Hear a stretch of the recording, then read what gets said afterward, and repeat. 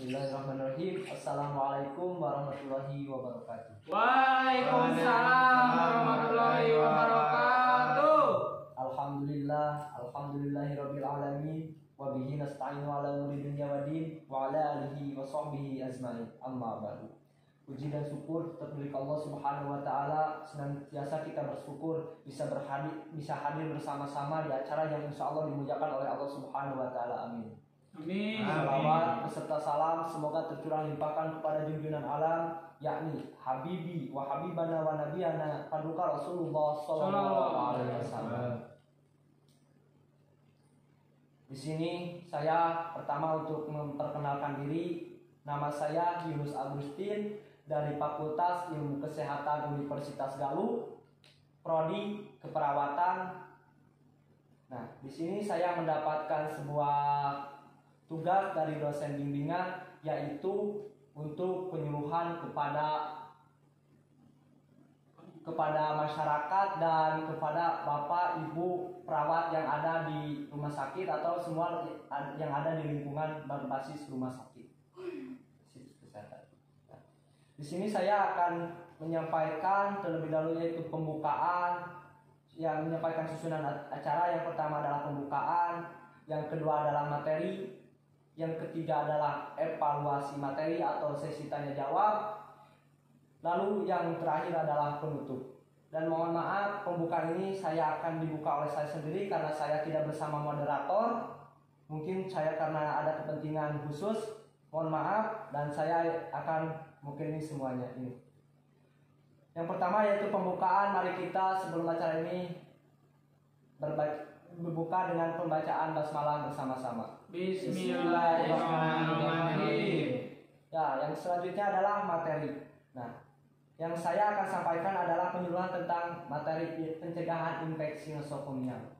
Mungkin Bapak Ibu perawat sudah tahu tentang mengenai infeksi nosokomial. Apa sih yang dimaksud infeksi nosokomial? Nah, infeksi nosokomial adalah infeksi yang terjadi di lingkungan rumah sakit. Seseorang dikatakan mengalami infeksi nosokomial jika infeksi terdapat ketika berada atau menjalin perawatan di rumah sakit. Nah, kenapa sih infeksi itu bisa disebabkan infeksi nosokomial dan ada di rumah sakit? Karena itu adalah berbasis lingkungan, mungkin lingkungan adalah harus dijaga dalam lingkungan di rumah sakit. Seperti itu ruang lingkupnya. Terus, apa sih penyebab terjadinya infeksi nosokomial? Nah, penyebab infeksi nosokomial disebabkan oleh bakteri. Infeksi ini lebih bahaya karena umumnya disebabkan bakteri yang sudah kebal resisten terhadap antibiotik. Infeksi nosokomial akibat bakteri ini bisa terjadi pada pasien yang sedang mendapatkan perawatan di rumah sakit. Jadi mudah terkena jika kita kelamaan di rumah sakit, bisa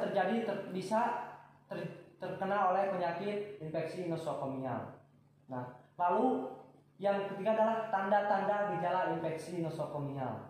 Nah, apa sih tanda-tanda penyebab itu yang terjadi pada gejala infeksi nosokomial? Ya, infeksi nosokomial adalah kondisi yang mungkin menunjukkan sebagai gejala tergantung pada jenis infeksi dan apa penyebab utama. Namun biasanya infeksi di rumah sakit memiliki tanda-tanda gejala umum seperti demam. Tapi ingat Bu, kan kita juga sering demam ya. Bukan tidak setiap yang demam itu termasuk kepada infeksi nosokomial.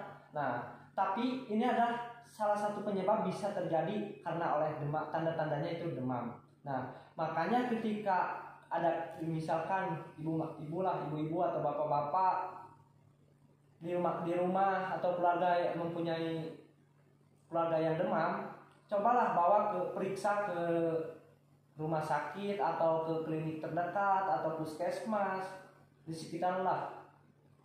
Terus yang kedua, detak jantung lebih cepat biasanya. Nah, dan kita harus tahu juga kan, misalkan lari atau habis olahraga, detak jantung kita pasti cepat. Tapi bukan seperti itu. Itu harus melalui pemeriksaan dokter atau kesehatan tenaga medis. Banyaklah tanda-tanda ya seperti napas lebih cepat dan pendek atau disebutkan tahkikne, intensitas atau ruangan pada kulit, area infeksi membengkak, banyaklah penyebabnya. Makanya kita tidak bisa menemukan oleh satu tanda-tanda, tapi kita harus terlebih dahulu diperiksa atau di lab ke tenaga medis atau ke kesehatan, misalnya rumah sakit lah. Lalu bagaimana penularan infeksi nosokomial ini? Nah, penularan itu bisa lewat udara, mungkin bisa lewat air, kontak langsung dengan pasien di rumah sakit, atau juga bisa dengan alat yang ada di rumah sakit. Nah, khususnya untuk bapak perawat atau ibu perawat ya, saya akan menekankan jika sebelum melakukan sebuah tindakan kita harus hati-hati lah, karena bisa menyebabkan kepada orang lain, bisa menularkan kepada orang lain, dan kita bisa juga terinfeksi oleh orang lain. Makanya kita harus menggunakan alat APD. Nah, di sini bisa dijelaskan dengan pencegahannya. Mungkin yang pertama adalah cara pencegahannya yaitu cuci tangan. Yaitu kalaulah dalam kesehatan ya seperti pandemi Covid yang sekarang diiklankan, yaitu cuci tangan 6 langkah. Bagaimana sebelum melakukan tindakan kita harus terlebih dahulu cuci tangan, sesudah melakukan tindakan. Nih bagaimana kalau bisa dengan masyarakat ini cuci tangan? Ya yang penting cuci tangan dengan bersih supaya bakteri tidak ada di tangan kita dan menyebar kepada seluruh badan kita. Nah, kita lebih baik mencegah daripada mengobati. Lalu apalagi yaitu gunakan masker, ya gunakan alat APD. Jadi kita harus taat kepada aturan-aturan yang dikeluarkan oleh aturan-aturan kesehatan atau medis. Ya, mungkin sekian. Kalau misalkan ada yang kurang paham, kurang jelas, atau ada yang ingin ditanyakan, boleh instruksi. Siapa? Izin bertanya. Ya, siap. Faktor-faktor apa saja Ya. yang dapat terkena infeksi nosokomial? Iya. Faktor-faktor mungkin ya lebih diperluas faktor-faktor apa saja yang rentan, mungkin ya yang rentan terkena infeksi nosokomial. Ya, baik, pertanyaannya bagus. Mungkin kalau faktor-faktor infeksi yang mudah rentan terkena infeksi nosokomial itu seperti lansia di atas 70 tahun. Ya, itu mudah karena sudah kembali seperti bayi. Nah, bayi bisa terkena, bayi, terus anak-anak, balita lah, apalagi balita.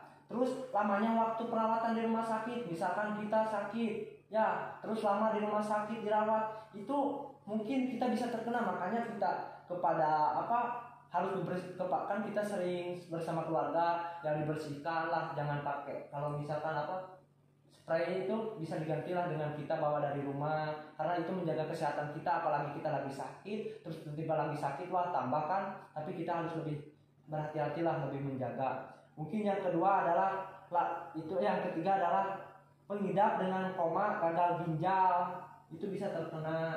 Terus daya tahan tubuh lemah, imun kita lemah, itu bisa mungkin terkena oleh penyakit infeksi nosokomial. Apakah puas dengan jawabannya atau ada yang mau menambahkan, ibu perawat, bapak perawat ini, dokter mungkin? Cukup. Ya kalau cukup, mohon maaf bila ada kekurangan, karena kekurangan itu dari ego saya, atau bila mana penyampaiannya kurang jelas, mohon dimaafkan. Karena di sini saya masih tahap belajar, mudah-mudahan banyak manfaatnya, khususnya untuk diri saya sendiri, umumnya untuk kita semua. Jaga kesehatan kita dengan baik-baik. Undur mangkola walatangdur mangkila. Wassalamualaikum warahmatullahi wabarakatuh. Waalaikumsalam warahmatullahi wabarakatuh.